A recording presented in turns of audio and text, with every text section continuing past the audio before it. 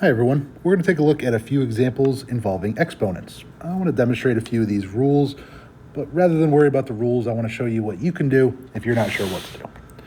Exponents are all about repeated multiplication. So if we're not sure what the rules are, we can always write things out, right? You can see there right at the top, when in doubt, write it out. What's going on here? Well, let's look at number one. We can write this out. 4x to the third is 4 times x times x times x.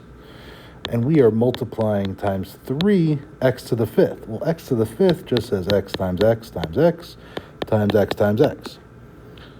Well, I can multiply 4 and 3 together to get 12. And then I need to figure out how many x's I have, right? Well, I had 3 over on the left, and I have 5 on the right. So that means I have x to the 8th power as my simplified form. You can see as we write it out, all we really need to do at the end is count how many exponents we have. Let's look at another one. Well, here I have 4x quantity raised to the third power. So what that's going to mean is we're going to take 4x times 4x times 4x. Well, when we do this, I like to group things. I like to group my real whole numbers, constant values. 4 times 4 times 4. And then I can list out the x's that are still being multiplied. 4 times 4 is 16, times another 4 gets us to 64, x to the third power. So you can see here, we may remember some rules. I know somebody was, do I apply this? Yeah, sure, that's what we do if we know the rules. But if we don't know, you can always list everything out and cross off what you can. Let's look at one more example involving a fraction.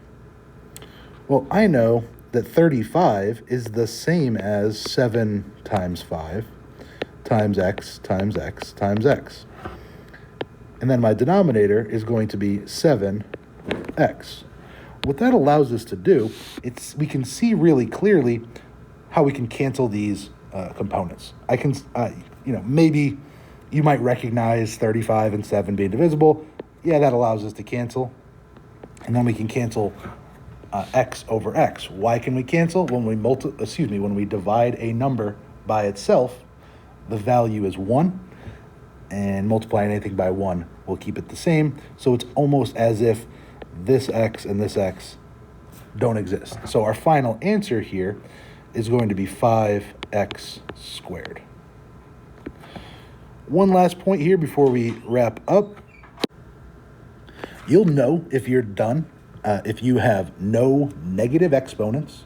Every variable is only shown once as an exponent, and and all numbers have been combined. So as we multiplied, 4 times 4 times 4. Thanks, everybody.